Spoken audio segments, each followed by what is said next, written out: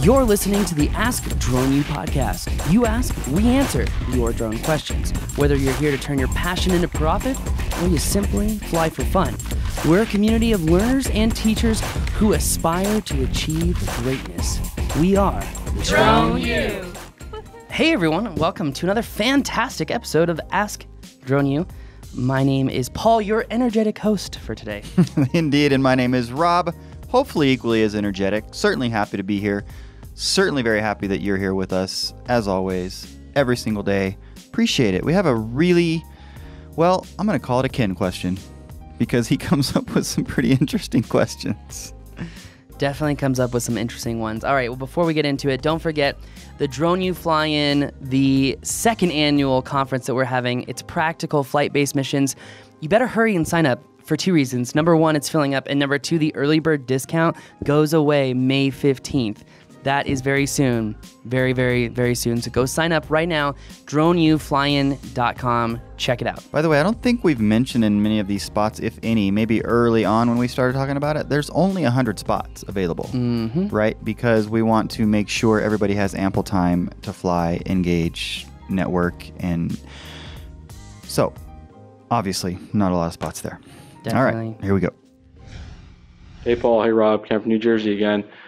I just wanted to start off by saying thanks for all you guys are doing, answering the questions, and a lot of the feedback that is being distributed through the Facebook page. Everything's been great, and it's actually got my juices flowing for some innovations that I've submitted to my company, either ideas for patent ideas or new technology that we could develop, and they've actually gotten back to me and asked me for value proposals and potentially going to give me a budget to maybe do some research, some IRAD dollars and stuff to further some of these ideas. So just wanted to say, some of the credit goes to you guys and everything that you guys provide as a community, both technical and business. So today's question anyway is, I've been looking into the hydrogen fuel cell technology, and the question I have about the logistics is, if you happen to have a drone, industrial drone that has a hydrogen fuel cell generator, and you've got your small tanks of compressed hydrogen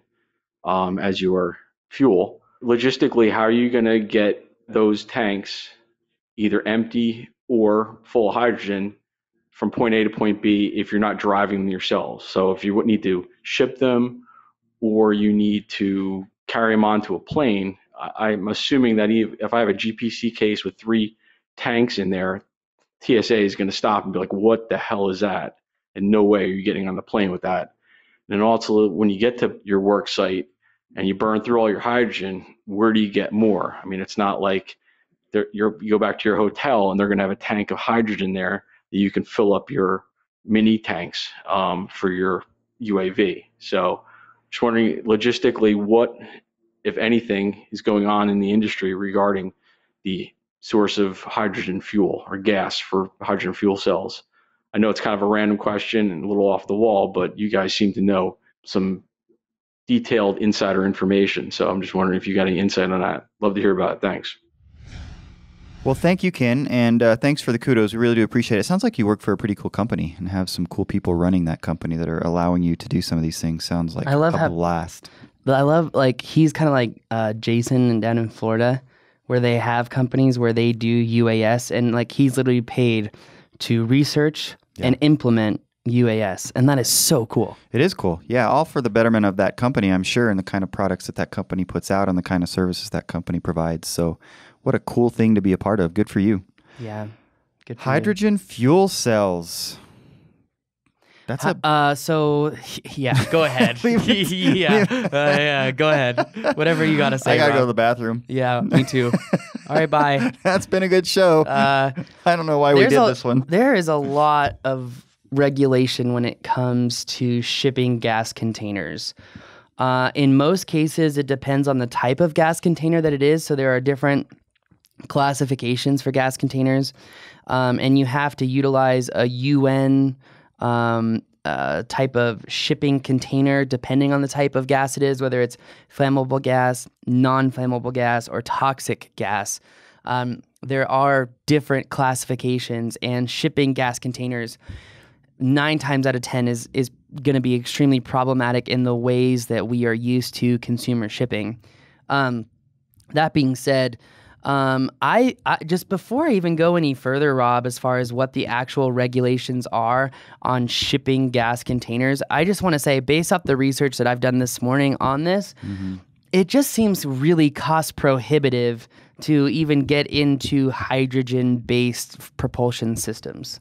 At this point, we're just not quite there yet. I don't see how it's making it on the airplane at the airport. Right. Number one, you can ship gas cylinders if they meet certain qualifications and they're in a certain type of container. It can be done, but in most cases, it's done by a professional shipping company.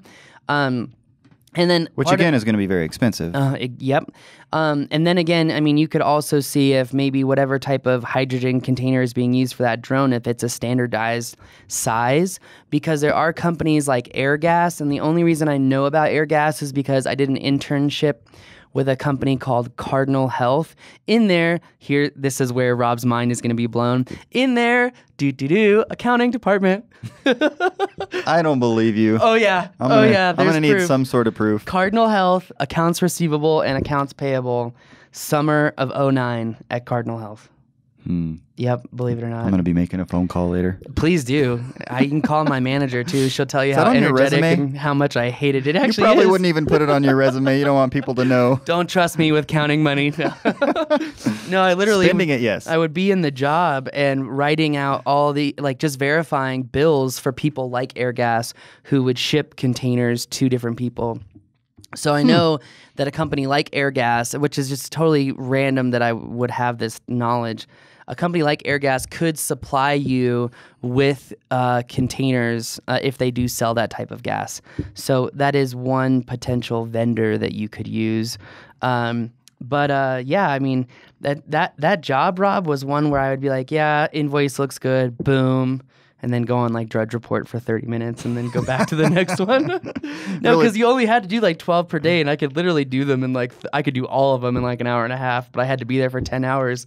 So I always had to I always had to be okay, well, I don't want to set because if I set the bar too high, everyone would hate me in the office. Oh yeah, can't have that. So I was like, all right, I'll do my 12. And then when I did them all in an hour, and my manager was like, why aren't you doing anything? It's like, well, the quota is 12. That took me 90 minutes, and I'm done now. Can I go home? And get paid? Yeah, straight up. Wow. They must have had money burning holes in that company's pockets. It's not efficient at all. Wow. And that's actually, if people want to know the real problem with healthcare, look at the middlemen companies, because we would buy syringes from a company and take the price from $1.05 and make it $8 a syringe. So, I mean, I think the big issue is competition and supplies and materials pricing in healthcare.